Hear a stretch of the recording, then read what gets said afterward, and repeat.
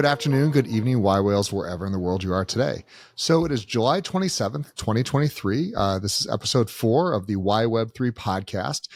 So let's just dive right into it. Over the past week, the cryptocurrency market has seen a slight upward trend, with the total market cap currently standing at around $1.2 trillion. Bitcoin continues to dominate the market, followed by Ethereum. However, the market is still extremely volatile, with the top movers being a couple of fan coins related to soccer or football for you Europeans, showing some significant gains. In the rapidly evolving digital landscape, regulatory frameworks for cryptocurrencies are taking shape, with significant developments in the United States, Germany, Japan, and Singapore. Meanwhile, technology advancements are pushing the boundaries, as seen in Italy's new central bank's DeFi project, and we will spend a lot of time talking about the WorldCoin's Orb, including one of our hosts has recently had his retina scanned. The use of AI is expanding. OpenAI shut down their own AI detection tool, shocking, and a startup planning AI-generated newscasts is been launched. Netflix is listing many high-paying AI jobs amid the Hollywood strikes, and these developments underscore the intersection of technology and regulation and the ethical and labor issues arising from these advancements. Consumers and traders will experience a more regulated cryptocurrency environment, potentially enhancing security and trust. Technology advancements may provide new investment opportunities and personalized news content. These articles that we will be going through highlight the need for clear regulations and ethical guidelines to ensure that these technologies are used responsibly and that the rights of the stakeholders are protected. All of this and more in this week's yWeb3 podcast. So let's introduce our panel. Toby, let's go ahead and start with you, sir. Awesome, Jay. Great to have me. Excited to be here and talk about the world's goings on for the day. So Toby Rush, serial entrepreneur. I must like pain because I keep building stuff from scratch. Current company that I'm working on is Redeem. What we've built is a kind of a mobile-first identity and connectivity platform that simplifies and secures digital experiences. Right, so we've taken a universal identifier being your phone number and devices that everybody has being the actual phone, to enable kind of a seamless consumer engagement while reducing friction, fraud, and identity-based attacks. So play a lot in how do we make this easy for the masses, the consumers, both in regular Web 2 as well as Web 3. So excited to jump in and talk all things crypto, blockchain, and Web 3. Awesome. Thank you, Tony. Tony, you're next. So hi, Tony Lewis, really excited to be here. CEO and co-founder of ThinkChain.ai. My background basically splits in half. I spent 10 years in the finance industry at various different banks and hedge funds. And then the last 10 years in tech, data, and machine learning. My prior company, Confident Cannabis, was a Y Combinator business from 2015, Series A 2019, 2020, something like that. And now I'm very much focused on applying AI through autonomous AI agents to financial analysis. So we built a platform which includes a variety of agents, Discover, Chain of Thought, and our financial analyst, which essentially writes code and then executes it on the fly to perform financial analysis. So yeah, really excited to be here, really excited to chat about AI, crypto, and yeah, I'm the panelist who through encouragement of a friend, went and got orbed today. So I can share some of that experience. Awesome, excited for it. Thank you. Sydney. Yeah, sure. So thanks for having me, Jay. I'm the CEO and co-founder of Maple Finance. So we are a capital market built on top of the blockchain. So you can think of us as a platform for institutional lending. My background was banking and finance. So I used to work in the banking sector in Australia, and then I went and ran Treasury at a commercial leasing FinTech company before starting Maple. So we launched in May of 2021. We've done about $2 billion in loans so far. And primarily, we're doing loans that support, typically it's Web3 businesses. But this year, we've branched and made significant inroads into real-world asset lending. So that's been a big focus for us so far. We currently have Maple Cash out, which is doing effectively tokenized T-bills. But we really try and play across the stack. And so we'll lend to real-world asset businesses, Web3 businesses, and do things like tokenized real-world assets. Awesome. I think this absolutely highlights in our panel that we have experts that understand the field. And so one of the things that we at yWhales like to do is really ask the people that work in this field every single day. Theorizing is great. That's a lot of what I do. But here's the builders and the entrepreneurs that are really in the space. So let's kick this off and let's jump into the item that, none of us really want to talk about, but regulation really runs our industry. And so while we all like to see the big bull markets coming in and understanding where things are going to just, go to the moon. It really starts with, we want solid investments. We want regulation that protects consumers and investors, but it needs to be a little bit more common sense than we've seen. Our first article today we're going to talk about is the crypto bill that just passed the congressional committee, which is the Financial Services Financial Innovation and Technology for the 21st Century Act. It's called Fit for 21. And we were talking about it, kind of before the show started. It just appeared out of nowhere. Like no one was tracking this. I never heard anyone talking about it. And it did provide, quite a bit of guidelines for the way to tokenize real world assets. But it seems to, in a few ways, and that's why it's so confusing when we're talking about U.S. regulation, it seems to prohibit the tokenization of securities. And that's a big challenge because, that's where we see that blockchain will have the most function and features related to this.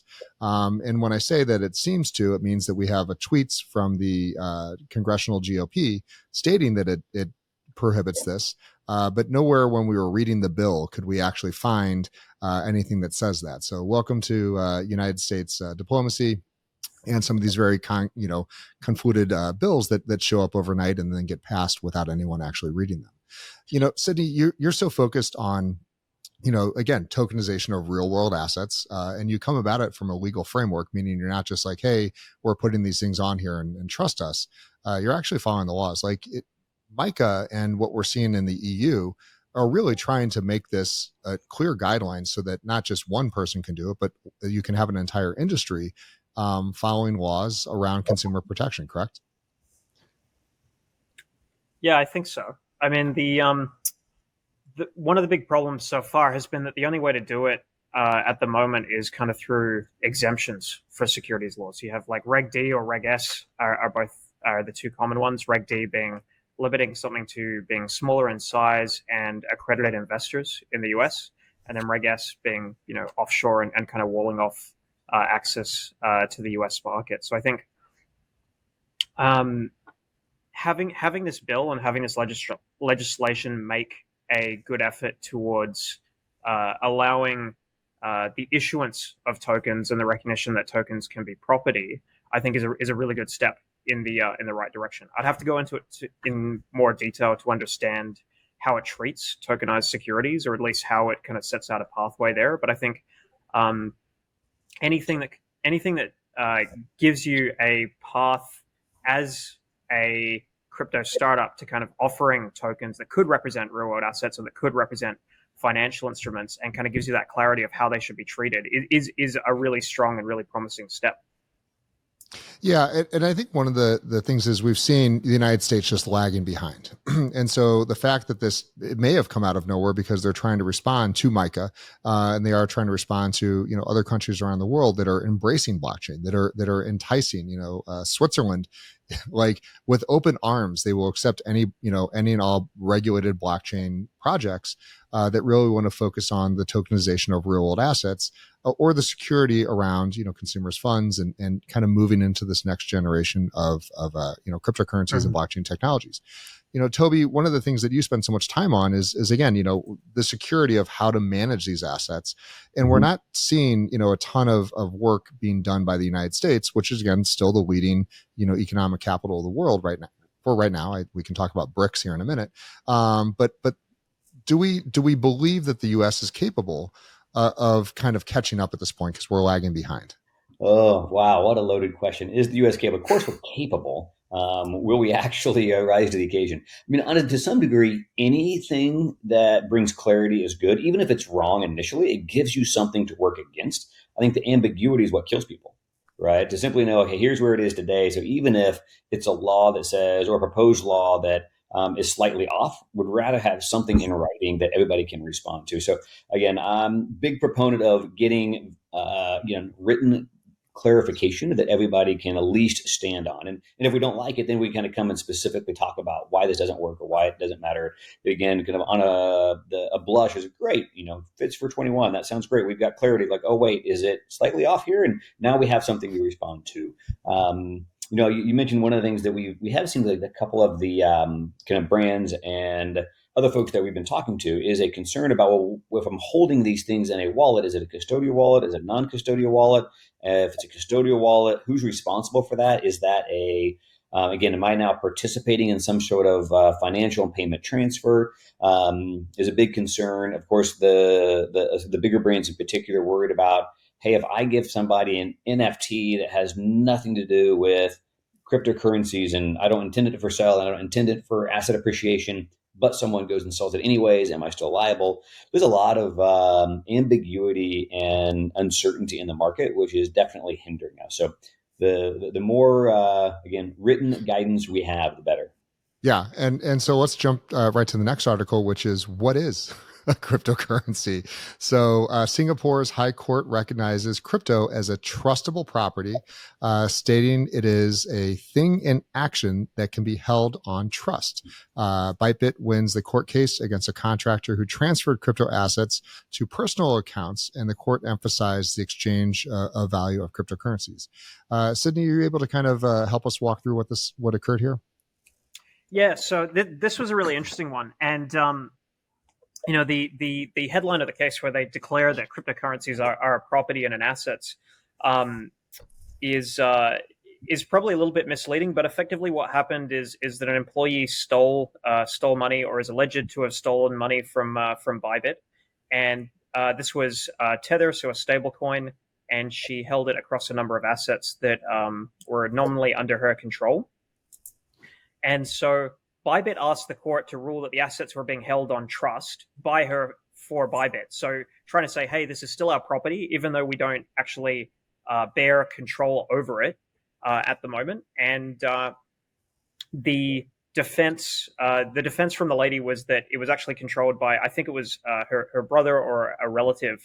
And so she couldn't actually transfer it, and therefore it was kind of the property of her brother. But the interesting thing here is looking past that. So looking past the recognition that it was property, we have a case where the court is increasingly getting familiar with the rights associated with digital assets. And I come at this from the perspective of running Maple, where we are a lending platform, and so this is a case that could directly impact us at some stage, where you have to deal with assets that were loaned to a borrower, and where you're claiming a right to get those back if there's a default or something of that nature, and you're claiming that this is real property, which you can have recourse to a borrower for, or which you can accept as collateral. So I think that's really the significance of this case.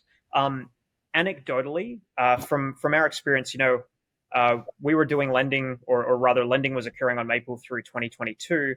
And anytime a default occurred in respect of a cryptocurrency loan, what we'd always found is that the courts had upheld the validity of the loan documents, even if they were lending stablecoins rather than fiat dollars.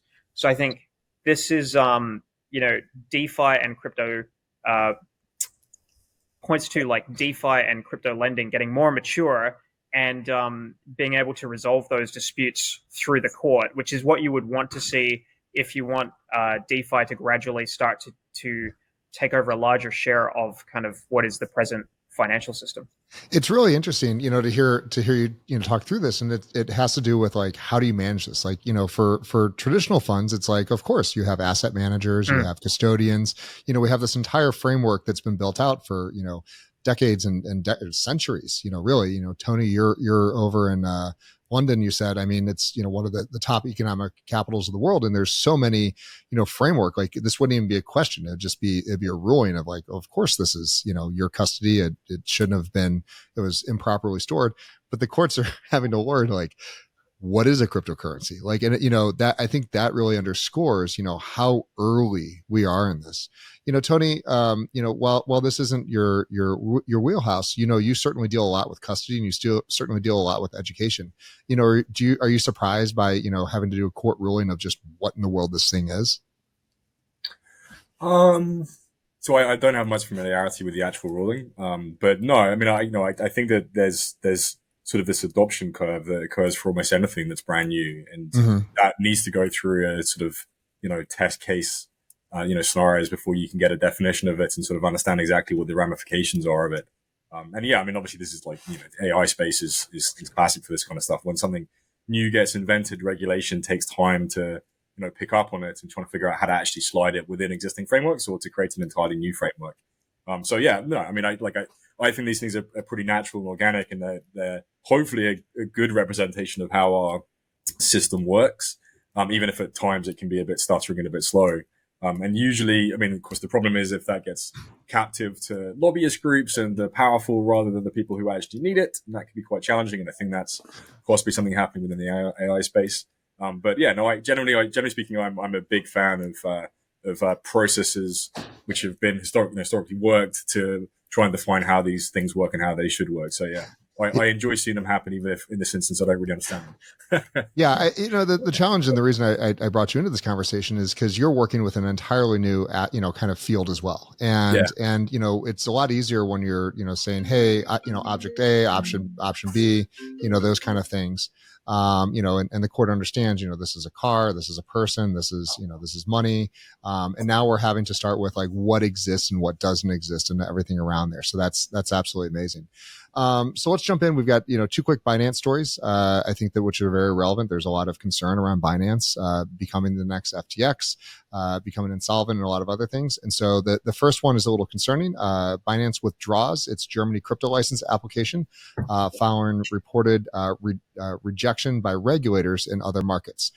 Company plans to reapply with updated information. On the same note, the return was made possible for Binance to return to Japan to purchase of a regulated crypto exchange, Secura exchange, which is a Bitcoin exchange. So I think this is really showcasing that regulators are not comfortable in any way, shape, or form with exchanges. And in the problem that and I'll speak, and any of you guys jump in, exchanges are not banks. Exchanges should not be custodians. The NASDAQ does not hold any of our funds, neither does the Dow or the S&P. They just allow for people to be to manage the matching engine and to match the trades. In cryptocurrencies, because it was so early on, they kind of do everything. They manage the client acquisition, they manage the matching engines, they manage the custody, and then you kind of end up with this FTX thing that nobody really understands. Is there a different division that's handling this? And while people thought that they were properly custodying their tokens and their clients' funds, it was all just mixed into a massive mixer, which violates so many laws. But it was unregulated space because it was cryptocurrencies. It wasn't really fiat. Sydney, you see this so often. When you follow laws, you understand MiFID, you understand MiCA, you understand these various regulations. Do you believe an exchange should have custody of clients' funds? I think for a trading exchange, there's a strong argument against them having custody of clients' funds. I think what we're seeing here, where the exchanges do everything, it's kind of just a function that it was early technology and these were bearer instruments. So to create an exchange to begin with, you had to take custody of somebody's assets. And then I think as the space has evolved and the volume of transactions and the value of transactions is growing, it's naturally going to make sense for this to start to resemble how it operates in traditional assets, where you have a separation of custody and the actual spot exchange venue. And so I think you're going to see more laws or regulation kind of shape the industry in that direction, to where you have custodians, you keep your assets there, but you've already seen the beginnings of it with like Copper Clear Loop, where you can have your assets with a custodian, or rather in a custody wallet, but lock those down there and then trade them on an exchange. And then, it settles out with the exchange at the end of the day. So I think that's probably more what it is going to look like. I think one of the things I noticed about this headline, it seems like Binance will probably come back and refile, which I expect that they would, given the attractiveness of the European market post MiCA. Yeah, and I think one of the challenges that we're going to see, and by the way, if they were truly rejected, that would mean that they would have to wait about 2 years to reapply. So generally, what happens is they applied, they got some bad feelings or some bad mojo from the regulators. They pull the application so they can reapply at a later date. It's not going to be quick. It's not going to be easy. And so quite simply, they're trying to find ways to enter this. The way they're re-entering Japan is by purchasing someone with a license. Regulators don't like that. It looks very bad because you couldn't go get your own. But it does solve a problem for a very short period of time. So there's our regulation section for today. And let's go dive into really, I think, the biggest news and the biggest concern, and we'll go through with it. So let's talk about the orb. And Tony, I'd love to let's just start with your experience. You just did this. Talk about, why you did it, how it worked, and how you feel about Sam Altman kind of knowing how your retina looks at this point in time. So I'm a sucker for new tech. That's definitely true. So the experience was kind of funny because you actually are supposed to book in to reserve a slot. But I didn't do that. I actually just walked up to one of the locations because a friend of mine had done it a couple of hours earlier, and he said, there's no real system here. You could just sort of walk in. So I went in, I had already downloaded the app. It sort of scans it, and then you kind of stare at the orb, and there's this little circle that kind of glows around as it sort of, looks at you and scans you. And then it has a few different prompts that come up saying things like, the hilarious one is verifying humanity, which, it was successful. And then I made jokes about that. And then they pointed out that everyone else had made the same jokes all day long. So it's for me, it's an interesting project. I certainly think that this question about as AI gets better and as we move towards this concept of AGI, what does that mean for productivity? So there's sort of the statement that, we're all going to share it through, some form of token seems like as good a stab as any as to how this sort of, this stuff might progress. So yeah, I'm happy to, generally be a part of it and not overly concerned about someone understanding what my retina looks like because most of my personal information is already out there anyway. And I did 23andMe 10 years ago. So yeah, I did the same one. I got 23andMe. My DNA is out there. I wouldn't be afraid of the orb. I think my concern is it's not a decentralized project. But Toby, you've got some thoughts on this, so I'd love to allow you to kind of pepper Tony about his experience during this, and also want to hear your thoughts overall. Yeah, I mean, I'll back up a little bit and give a little bit of just context of kind of my background in this space, and so I actually come at this with a deep understanding both of the tech as well as the use cases and implementation and rollout and scale out. So my previous company I sold to Alibaba. Actually, it was Ant Financial, which owns Alipay. And the product we had was an eye-based biometric, right? So okay. I understand the iris, and by the way, it's retina. I mean, it's iris, not retina. The iris is the color of the eye.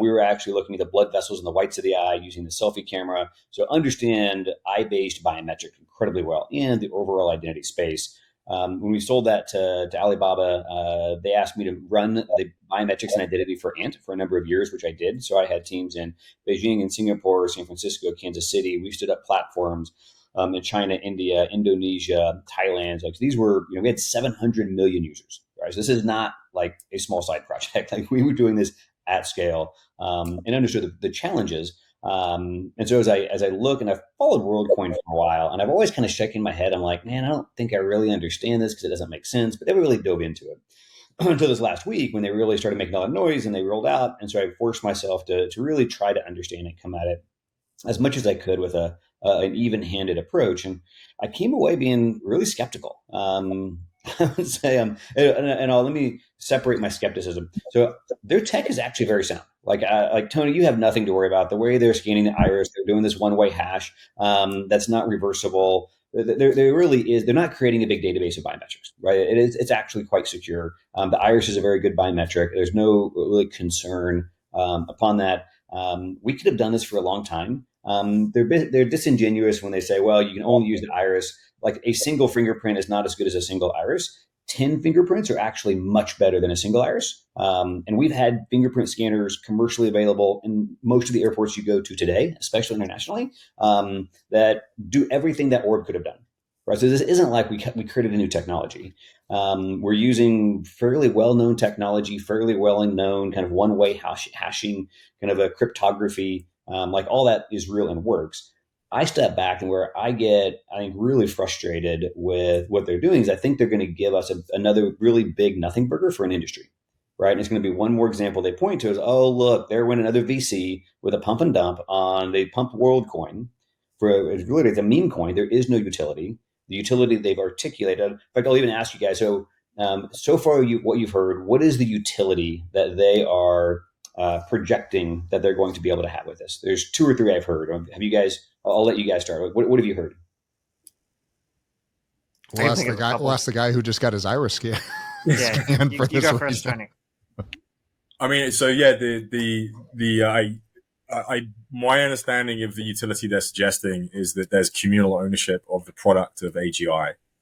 So that's not utility. That's like a kind of a quasi form of, I don't know, it's almost sort of communist, I guess. Well, utility, that's utility. Proof of humanity. Like, I'll grant that that's a point of utility. Have you heard of the other use cases that I've seen?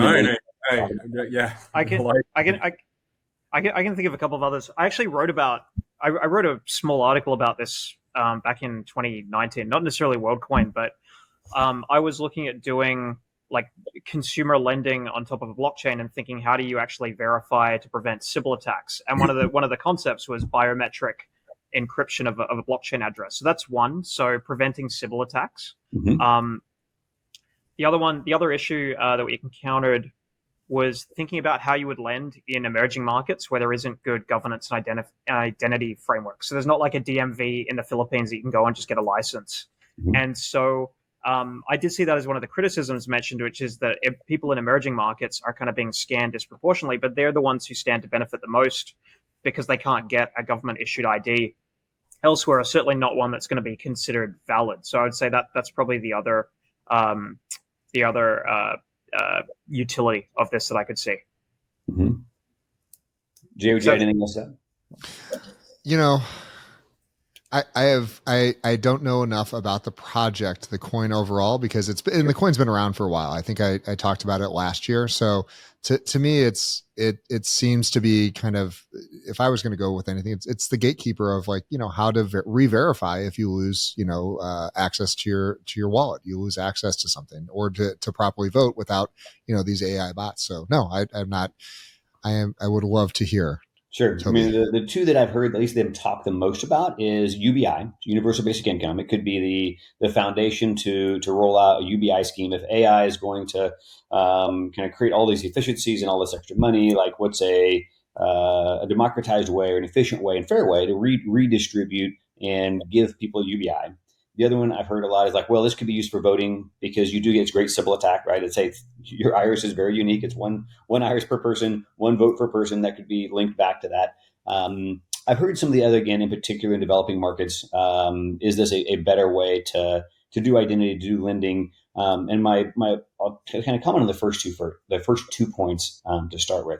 The idea of UBI. Like, there's no way. Like, governments are not going to trust another third-party entity, much less one that's completely decentralized, to determine who a citizen is, right? Like, there's 2 things governments, I think, in my opinion, will never do. They're never going to give up their own fiat, and they're not going to give up the ability to say who is a citizen and who isn't, right? So I think Bitcoin is real. It's going to be here a long time. It is not going to replace the US dollar. It is not going to replace the yuan. It's not going to replace the rupee. Like, these major currencies in the world, that's how they manage the government. That's how they manage the country, right? When inflation's too high or they need to roll out a policy, fiscal policy and ability to manage their own fiat is just too important of a tool. So I can't ever see a large sovereign country giving up that really strong tool.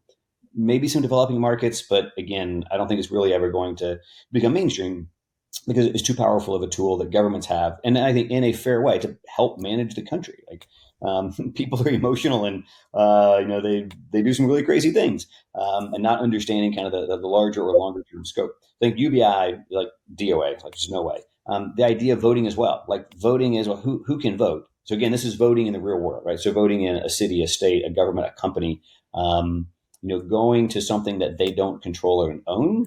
I don't think it's going to happen. What I do see governments doing is, I think they're going to do a couple things. I think they're all going to do their own CBDC. Makes a ton of sense. I'll have my own, basically, cryptocurrency. I think they're also all going to have their own decentralized identity, which they issue, right? So instead of a driver's license, instead of a passport, they can do the exact same thing with fingerprints or irises, have their own DID, which they have created. Like, hey, like I can give you a passport. I can also give you this digital identity on a blockchain, which they manage, they control. So it's not purely decentralized. So again, I'm not claiming that it is. And there will be abuse, and I'm sure there'll be a lot of issues with that as well. But I just can't see, again, most countries, I'm sure there might be a few exceptions, trusting something that they don't initiate and manage to be able to roll out something like a voter ID type of system. So that's some of the concerns. Really, again, it's utility and the use cases they're talking about. I mean, I'll pause. Don't they use private providers though for like vote counting? Is private outsourced contractors? Clear at airports does your identity is like a private company as well. So isn't another way to look at it? It's like you've got a private company that generates your private key here on the WorldCoin blockchain, and then governments can just read that and use it how they want. But like, in the same way that like government can't change what your retina says, they can't change what this private and public key combination says. Right. Maybe again, I think they're going to trust. Okay, this is a piece of this is a coin or really an NFT that says you're a unique person, but that's all it says.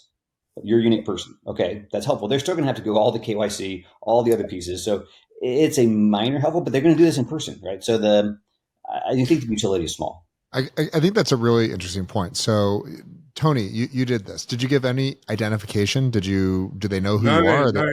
It's actually, I mean, it almost, it's kind of the opposite in the sense that you can get to the point of having, yourself, well, I don't know what the word would be, but like part of the system with nothing it has any other content about you whatsoever. So you don't even need to give your phone number or email address or name or anything like that. It's so you just walked up, they scanned you, you said peace, and walked right out. Yeah, so I did use my phone number in the end to like log into the app, but you don't have to do that either. You just have to, it's almost for they even, I think there's some system where you can sort of use a nickname or something like that, so that you don't have to give them your actual nickname. So you can, it's like, I think the idea is that it's just the fact that you have you're human. Yeah. The rent a scam. So it's unique, it's human, and it's but there's no information attached to it whatsoever. Can you recall it? Like if you go and scan somewhere again, like can you unlock it or recall it or use it now anywhere else? Great. Yes, you can. So the idea is if you can re-enroll, and it will resolve to the same hash. And so if you re-enroll, the initial one's gone. Right. So yes, you can re-enroll, and it will effectively deactivate the initial scan. Do you retain your assets? So like if I scan in and then I use it for a year and I've acquired all my assets and I didn't have anything else linked to it and I lose my phone, and I go, crap, I need my stuff. Does it recover, or does it just give me a new identity? Unknown. I feel like some of these things should be known before, Tony went and scanned his eyeball. Concerns is it's getting a ton of press, right? And there's someone's making a lot of money on this token, right? It's getting a lot of trading. It's gone up. So again, I'm afraid the concept isn't necessarily bad. I don't think the way they're implementing it is going to be realistic in the long term. And everyone's just going to point back to like, great, there was another meme coin where a bunch of people got taken advantage of, and all the VCs made the money. And there's really just a nothing burger. So here's my point of where people ask us, what would you do different, Toby? Like, there's actually a really strong, effective piece of hardware that we all carry with us. Like, we have biometrics right here, and they're looking at our biologics, right? It is actually incredibly good at detecting fakes, right? It doesn't matter how good the image or the 3D thing, your Face ID is not going to work on it. Touch ID does not work on anything but fingers. right? So it's not perfect, but it actually does an amazing job of detecting, hey, there was a real human that just biometrically verified into a phone, and nobody had to have my biometrics, right? And every device in the world is only going to get better at these biometrics on the phone because it becomes so powerful in security and what we're doing. And by the way, that same device that a human just biometrically verified into has a globally unique number already associated to it. It's called the phone number that carriers have spent hundreds of billions of dollars making sure it's a very secure network. Now, again, it's not purely decentralized, but if the goal is kind of proof of humanity, I would argue 98, 99% of effectiveness, like we could just use our phones. It would actually work really, really well. Right. And clearly, the other thing that we have not talked about is just the horrible tokenomics of the coin. There's a max supply of like 10 billion. They've only released 100 million. And so people are trading as if like, oh my God, it's a fully diluted thing. It's like, no, they've just been inking these things out. And, it's again, a very centralized source. So I think we'll be talking a lot about this over the next few months, potentially years, or it could just be like any other shitcoin project that just kind of dies out. It was cute, cool. And then, come out that Tony's, had his identity stolen through this thing, and then we'll commiserate with him. And, I'd be curious again, using it, over the next couple months, if it's a wallet, we can move in and out of it, and what is the recovery if you lose it? Because to me, there's value, but it just doesn't seem shockingly like a very well rolled out product. Besides that, so I think Toby, you make some really valid points. Like this is very clunky, and it's very much relying on this one orb, which we got to trust Mr. Sam Altman to. Yeah, you end up with a very rigid structure, right? So I always like flexible systems, flexible structures that can kind of bend and move. And actually, you mentioned 23andMe. The best identifier is actually DNA. Yeah. And so eventually, will phones actually be able to do a local DNA? Like when sensors get good enough, like that is actually the perfect sensor. Fair enough. What? Yeah, no, that's different. Theranos too, call it time. If you think about it, if a phone, a sensor on the phone could immediately and quickly detect my DNA and match it, like that would actually be, but we've already done this whole iris thing, but there's no flexibility to do anything different. So yeah, it just feels very rigid. Perfect. Well, let's shift a little bit from cryptocurrencies over to the AI side of things. And Tony, I think you have a lot to talk about there. So let's start with OpenAI had an AI detection tool because, they wanted to protect everyone. And we're talking about the same person, Sam Altman, who's running WorldCoin, also runs OpenAI. And there's a lot we can discuss there. But OpenAI quietly shut down its AI detection tool, AI classifier, due to poor accuracy. The tool was intended to detect content created using generative AI tools, but faced limitations and reliability issues. Tony, talk about like why something like this is important to have, and is it even possible to have a tool that does this? Yeah, it's really interesting. I mean, one of the things OpenAI are very good at is rapidly iterating. They release more features more quickly than really any company I've ever seen. This was one which came out, fairly early with a lot of demand, with people essentially trying to defend largely the education system, but actually other content as well from AI generated material.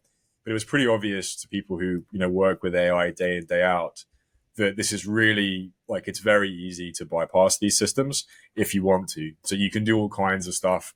I'm sure everyone out there has played with ChatGPT, write in my style, write in this style, whatever it might be. Which means this particular method of identification, I think, was always going to be very, very tough.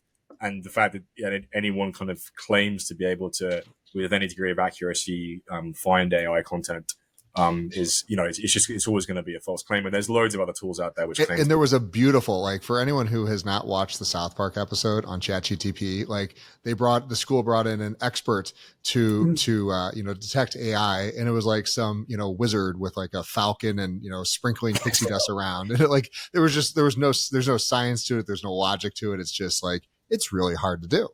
Yeah, I was really fascinated by there's a professor at Wharton, Ethan Mollick, I think his name is, and he's trying to take the opposite route and basically saying that he expects his students to use AI. He says you have to use it because learning from and working with AI is now a part of the world, and it's something that we have to embrace. So there's sort of like this, and of course, I mean, there are all these other techniques that you can use to make sure someone isn't using AI, like have a verbal exam in person, this kind of stuff.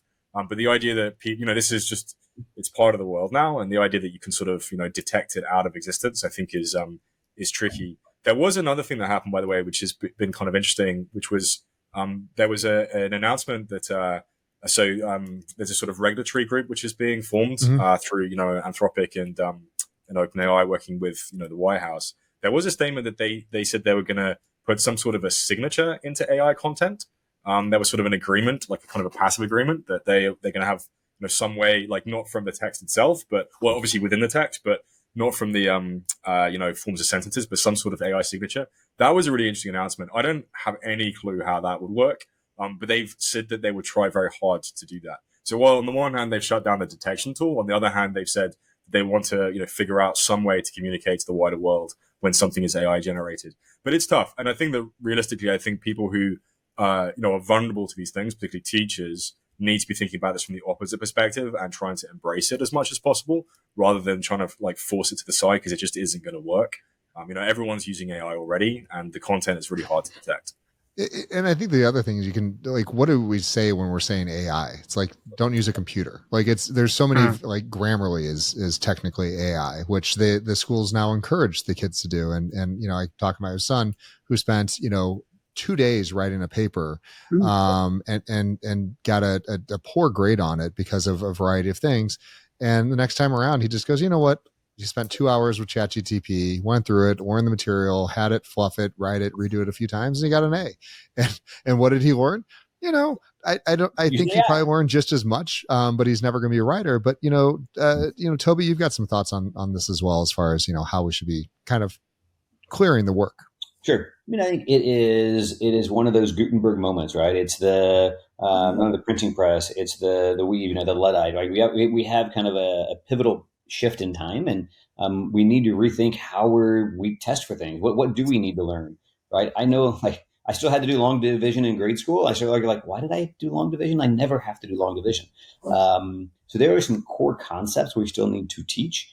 The idea of rote recitation of facts and figures is just so irrelevant. When you have a device with you that's always connected, being your phone or your laptop or iPad or whatever you have with you, that is connected to the internet and to all these AI agents, I think what will be expected of us to be successful going forward is very different. Thus, we need to teach very differently. And university systems and school systems in general are pretty adverse to change. Right? You have a few folks, but as a whole, very adverse to change. This is a sea change technology that we just have to really rethink what we expect of kids to learn and grow. Because right, like, why would we, like, spell check? I love spell check. I would be a terrible speller without spell check. That's a minor form of machine learning. Yeah. Right? Why wouldn't I use that? Yeah, and let's take a quick second and talk about how advanced these are, because right now, ChatGPT 4 has broken the Turing test. It's been able to pass this, like, hey, and Tony, if you want to talk real quick about the Turing test, you can do it more eloquently than I am. But you have this massive bar that was set years ago, like that if AI can reach this, it's just as good as a human. But it still can't do the picture matching of, like, the basic, like, show us the basic Google, like, show us the picture of a bus. Like, do you see a stoplight in here? Like, so it passed the one test, but where is this going on? How do we monitor what actual AI intelligence is? Yeah, I mean, it's a great question. And there's a few different ways that people are thinking about this. So yeah, the Turing test seems to have been reached. And there's been a handful of explicit experiments. I think there's one reference in this article where people were only able to guess the AI 60% of the time, which is pretty much the same as random chance. Now, that gets higher the more people get used to AI and sort of figure out a little bit how you might break it, right? The kinds of questions that you might ask, which AI is bad at. And this is a great example because this sort of picture challenges, like, for instance, GPT-4 is really bad at figuring out, like, a straight in poker, which I think is kind of hilarious because it's not that hard. It can teach you about quantum mechanics, but it can't see you straight. And there's a bunch of other things like, it can't think three-dimensionally. So there's interesting questions that you can ask. There was a difference between 3.5 and 4, that 4 was slightly better at it. But if you add additional dimensions to that, additional complexity, talk about a room, talk about one thing being above another thing, below another thing. But it's interesting the way that, a lot of those kinds of things come from quite an adversarial perspective. It's about, like, is the AI tricking me? How can I sort of push and pull it into a given space. I think for people working with AI a lot at the moment, there's certainly an idea of an ethical idea of disclosure. So if it's an AI doing the work, describing it as such, kind of like saying, if you're going to send an email that's written by AI, writing in the footer, hey, by the way, ChatGPT helped me with this email. It's kind of polite more than anything else. And then beyond that, of course, kind of the use of AI is, I think we almost get a little bit past the idea of like hitting it in the face until it surrenders, and instead thinking of it as this sort of mutual progress.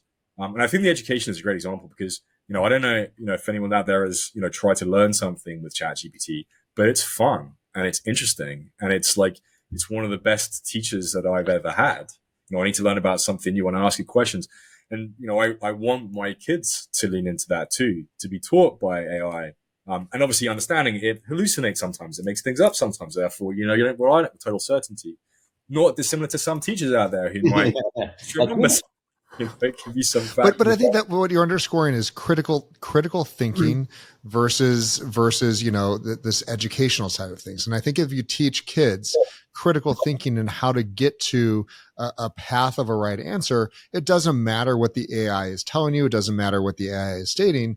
You know how to double check, its statements, and you say, that doesn't sound right, or that seems like it's incorrect. Let me double check. Oh, it is correct. Let's not just accept what's being said. Sid, AI is not your number one passion here, but you probably spend a bunch of time with it. I spend a ton of time with ChatGPT. So I use it for anything from like summarizing articles that I might not have time to read, or where I just want to kind of get up to date on a mishmash of articles together.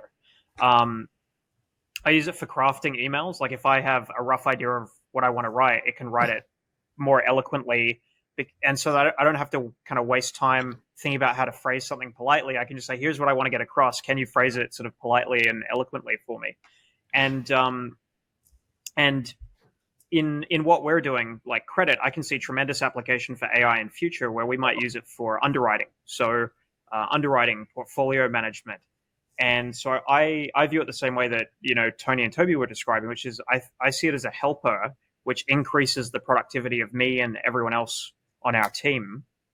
This concept that it's kind of replacing things that we should be knowing kind of gets back to the original idea when we first transitioned from the spoken word to the written word, there was this sense that we're all going to reduce our memories and be stupider because we wouldn't have to hold all the information that we ever needed to know in our head, and we would just be able to look it up. And I just view it as the kind of the latest iteration of that very same dilemma. But we should be seeking for how do we maximize our output, and ChatGPT is one of the biggest breakthroughs that we've had there in a really long time, since the PC. I love that. So let's talk about the repercussions of this. We currently have multiple strikes in Hollywood over this. So actors and writers are protesting for fair compensation and protection from AI encroachment. Disney has massive AI integrations, but acknowledges the potential challenges. This is not only new, and by the way, AI positions in Hollywood right now are upwards of $900,000 a year for humans to be able to help integrate AI into these things. This is this new world of which I think that everyone has kind of cautioned. I think Elon has said it. There's a lot of people that are saying it. I think this is one of the reasons why WorldCoin exists in Sam's mind is that you do need a universal basic income. I may not agree with that thesis of why. But Tony is someone, this is what you spend time with, and don't worry, we'll get to the rest of the panel on this. How scared should people be about, something from writing scripts, to really their every day-to-day job? Are some safer than others? Clearly construction is going to be safe for a minute. But if you're just an analyst, as we heard, Sid said, should they get concerned? Yeah, and I think this is a really, really sad area. So my sister works in the film industry, and she works a very, very long hours at very low pay. It's very volatile in terms of getting jobs. Shoots happen or don't happen. People don't get paid a lot. So really, it's a messy industry. And I think that the reality is it's also extremely vulnerable to AI. and in lots of different levels. I mean, it's vulnerable on the writing side, it's vulnerable on the performing side. AI actors, AI voices are remarkably easy to do, and it's moving incredibly quickly. There's obviously on the directing side, the editing side, the production side. This is a very attackable space from the AI perspective. Now, I do know people in the industry who are embracing AI. The thing is that, of course, it's more senior people with positions of power and authority who are essentially sort of using AI to not need more junior people who they already probably weren't paying very well. So that is a big deal. And when I talk about AI as being kind of a co-pilot, a productivity tool, all these kinds of things, that's definitely true. And there's a sort of this maxim which I think is true, which is, your job won't be replaced by AI. It'll be replaced by someone who uses AI really well. So you should learn how to work with and use AI.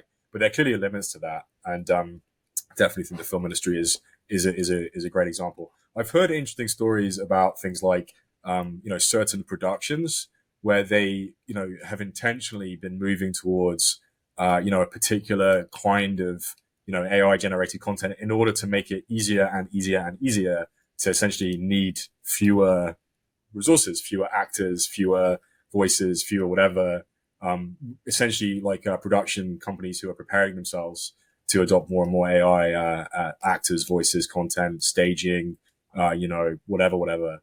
So yeah, this is a huge deal, and it's very sad because it's an interesting industry. Like it looks like it's so wealthy, but actually it's full of a lot of people who make almost no money and work extremely hard. So yeah, sad one, really.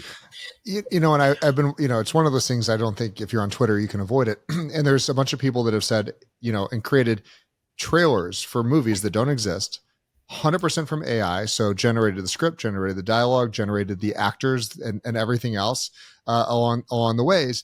And it's just like, is it good? I don't know. But we're talking about a conceptual at this point, that this is just where we're starting. And so, as we hear things that are kind of flowing in, Toby, how does this, impact your day-to-day world? Forget cryptocurrencies and blockchain.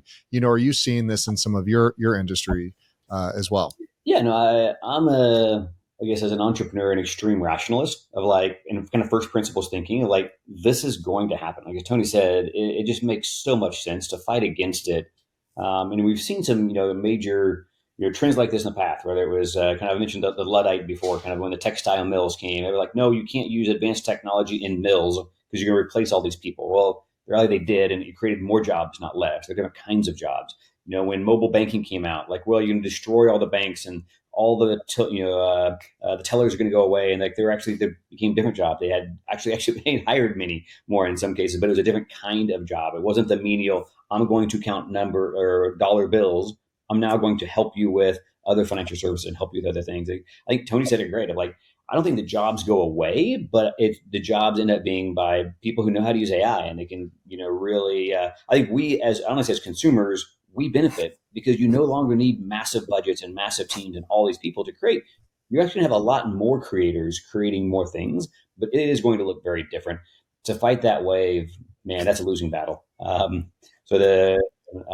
That kind of protectionism in general. So I'm a pretty free markets person for almost everything. And when I see kind of protectionism like this, it just doesn't seem to make sense. Right? So I feel bad for them on one hand, like, guys, we got to retrain, we got to move on, we got to help you find something else, because there's just no way AI doesn't take a massive chunk of the human resources needs out of kind of creative production. And I think this is, it's a new technology, and we're seeing, workflows change. I mean, when the Hollywood, I remember the last strike they went from film to digital, and they're like, wait, we have all these people that have to hold and manage the films and all these other things, and we're killing the industry. But the industry was moving towards digital. The movie was moving towards this. And I think that there's this concept of niche content that is faster, cheaper to be generated, because there's so much garbage on TV, and it's great if people watch it, but if they don't, the idea that we produce a podcast here that is not watched by millions of people, it's watched by thousands, but the thousands that watch it, get a lot of, value out of that. Sid, you said you're using this quite a bit in your daily life. I mean, would you want to see more niche content directly towards your preferences? Couple of interesting points. one of the ways that I use ChatGPT that I think is probably unusual is I created like a virtual board of advisors or directors where I'm like, okay, I'll have Elon Musk, I'll have Ender Wiggin, I'll have some other fictional characters, and I'll ask them what they would do or the type of questions they would ask me if they were a board of directors.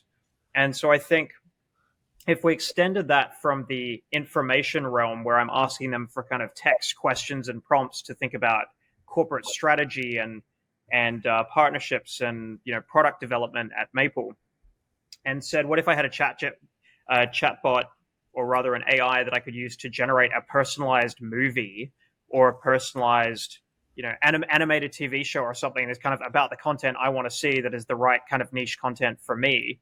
I think there'd be a huge market for that. And I could imagine people having like on-demand movies where it's not just on demand where you can stream it on demand and it was already made. It's made on the spot based on your prompt. So on that note, though, there was a great short story that I think was by Ted Chiang or Ken Liu. And it's about a woman who she gets a job as a screenwriter. And she goes, and it's a company like Apple, and she goes and sits there, and she thinks she's meant to be providing critiques on movies, but actually it's an AI that is showing random images, watching her reaction, recrafting it, and then applying dialogue and music and everything else. And it's just kind of building a movie on the spot from her reactions and tweaking it until it hits a perfect film. And I think you can imagine that all of those things could be done in the next few years. So it's probably not that far away. Yeah, and I think we've seen this at a very juvenile level. So there's a couple apps that make children's books on the fly. It asks 5 questions. What is your toddler into today? And then is automatically generate. How long do you want it to be? 10 pages, 100 pages, and then it automatically generates the content. And it's 10 times better than any of the stuff that you can go get at Barnes and Noble. And so I think, where we're starting with, the younger children that are able to be like, they're just wowed by anything. The fact that we could get to something that, Sid's like, no, I want to spend my time on this. I value the input that comes from this virtual board of directors. I think it's an amazing concept, and we'll be clearly tracking it for a while. We have time for one more story. I'm going to switch back just really quickly to the DeFi market, because I think there's some very important things happening. And Sid, I'd love your opinion on this one. Italy's central bank has partnered with Polygon and Fireblocks, I think 2 titans in our industry that are really doing amazing things. I give Polygon so much credit right now for everything they're doing, in a 6-month initiative to enable traditional financial institutions to experiment with DeFi and tokenize assets safely and through regulatory process. Sid, you feel confident these guys are on the right path with things? Yeah, I think Polygon has done a great job in terms of building out institutional partnerships and bringing in a lot of traditional finance firms, even if it's a basic proof of concept, just bringing them to the table and getting them to use, whether it's tokenizing a fund or settling a bond. I think was another transaction that they did. But I think Polygon's done a tremendous job in terms of the institutional partnerships. And Fireblocks is the other one who's done a great job in terms of courting traditional finance. I think they had the partnership a while back with Boney. But what I like about this is that the use of Fireblocks allows for self-custody by these firms. So instead of kind of gatekeeping it for the institutions who are participating in this, they're giving them a way to self-custody the assets, because that's the technology that Fireblocks provides. And so I think this is actually a really interesting way to do it. And so I'd like to see more pilots like this. And I think, RWAs have continued to be one of the hot trends this year, particularly in the DeFi space. And I think we will continue to see that. And yeah, so I think across the board, this story was pretty good news. Love it. Toby, what's your thoughts as someone that builds wallets and spends a lot of time in the space as well? No, I think it's a great move. I think it's great for the industry. I think, early on in the blockchain Web3, we had a little bit too much of the anarchist mindset of like no government, no banks, no centralization, don't work with anybody that has ever been a real business. And like, I think that really hurt the industry a lot more than it's helped. So I love the decentralization, but the idea that we have to connect with banks, like we have to connect with real businesses. We have to, have this seamless nature of Web3 blockchain offers some incredible capabilities and utility that provides more trust. It does a lot of these great things. I don't need to kind of rehash for this audience. But the idea that we can do that without ever touching a bank or some sort of centralized service, I think it really has hurt the industry. So I love seeing what Polygon and Fireblocks are doing here. Again, two great companies in this space, taking a very practical approach of how do we engage with real world banks and financial institutions that already have customers that already trust them. Maybe even seen stats like people trust banks almost more than any other entity in the world. But more than governments, more than schools, more than their own company. Just the lowest NPS scores. What's that? Yeah, just the lowest NPS. Yeah, terrible experience, but they trust them. Maybe it's a correlation. Like they're so terrible, but I still trust them. But so getting the banks to also trust kind of this new type of technology is critical.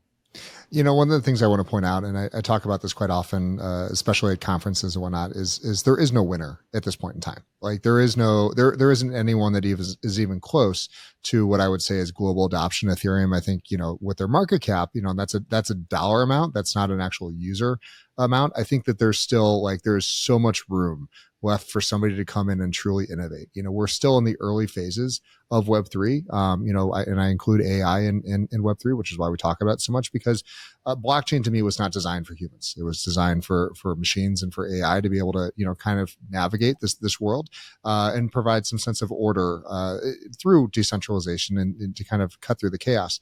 So I really, again, I applaud when governments get involved. I think that, it seems like if you're working with Polygon, they have a good idea of decentralization and blockchain, and Fireblocks, certainly understands custody, and we use them at yWhales.